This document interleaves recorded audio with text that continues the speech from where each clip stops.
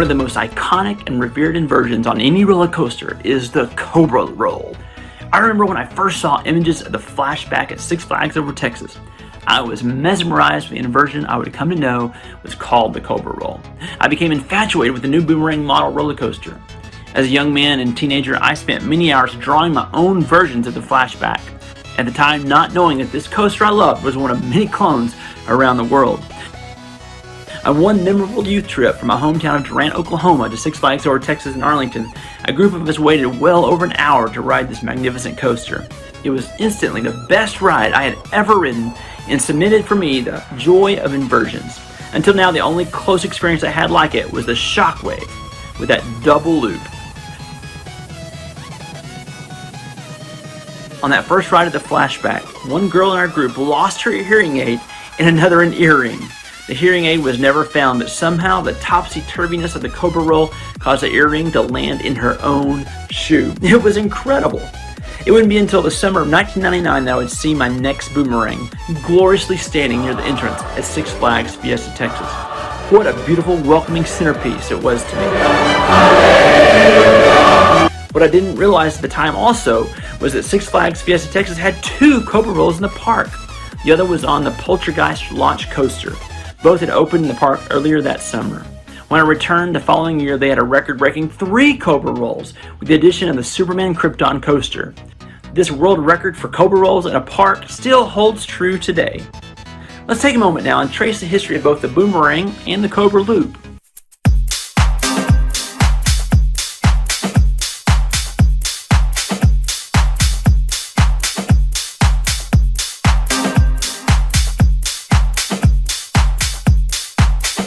It all started with the designer of Vekoma, a coaster company in the Netherlands. In 1984, they installed their first 4 Boomerangs, followed by 3 more the following year. Due to their compact size and lower price tag than larger coasters, this allowed many smaller parks to acquire one. In fact, the first built in the United States was at Maurice Pier in New Jersey. It was said to have cost only $1.5 million. Compared to the Texas Giant that was built the next year for more than 3 times as much, this was a sure bargain. Boomerangs began to pop up all over the world, taking the Cobra Loop with them. Boomerangs also began to be relocated due to parks needing the space or becoming insolvent. The first relocation was of the second one installed and the first one manufactured.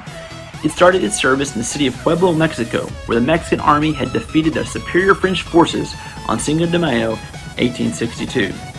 The Boomerang would see innovation in design with the creation of a giant inverted version built and debuted as Deja Vu at the always amazing coaster capital of the world, Six Flags Magic Mountain in Valencia, California.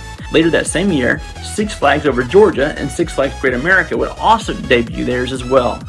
3 more would be built and installed in Spain, Russia, and China. Like the original Boomerang, the first 3 giant Boomerangs would become targets for relocation and have found homes in Idaho, Brazil, and Massachusetts. In fact, at Six Flags New England, the Goliath got put right next to an original Boomerang model, creating a Boomerang lover's heaven. However, now in disappointment to some and excitement to others, Goliath is currently rumored for removal after over a decade at its New England home. In all, 54 original Boomerangs would be made and currently reside all over the world, from India, China, Chile, Finland, Thailand, to Australia, the UK, Costa Rica, Mexico, Egypt, Israel, Saudi Arabia, Argentina, Austria, Indonesia, Iraq, Belgium, France, Germany, the Philippines, Uzbekistan, South Korea, Netherlands, and Canada, and of course can be found here in the USA in Texas, Pennsylvania, Colorado, Connecticut, Louisiana, Massachusetts, Georgia, New Jersey, Missouri, North Carolina, New York, Kentucky, and Maryland. There are some Boomerangs of special interest, such as the one that's moved the most and is currently in India. It first opened as a part of the 1988 World's Expo in Brisbane, Queensland, Australia as Titan.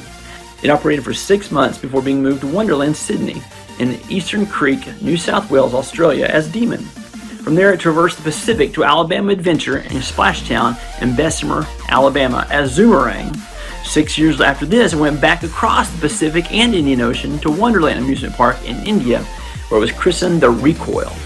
In all of these moves, it changed colors each time, going from white to black to yellow to red. Another Boomerang of interest is the one still sitting at the former site of Six Flags New Orleans. 6 years after they acquired the park, Hurricane Katrina hit and inundated New Orleans with floodwaters. The former side of Jazz Lane was hit equally hard with 6 feet of water standing throughout much of the park. The cost to renew and reopen would be virtually insurmountable for the company. So amongst other ruins lies the Zydeco Screen. The names of boomerangs have indeed spanned the gamut of creative and insightful to just lazily boring. The model name of Boomerang itself is pretty great for the layout, and many parks named it just that. But others were also clever. Of course, the aforementioned Flashback and Zoomerang. Several parks in China use Stress Express. Other places have used Vampire, Wipeout, Recoil, Thunderbolt, Tidal Wave, Raging Cajun, Titan, Anaconda, Bat, Whirly Coaster, Cobra, Flying Cobras, Coca-Cola Roller, Generator, Headspin, Demon, and Colossus. I mean, really, Colossus? Yeah, well, whatever.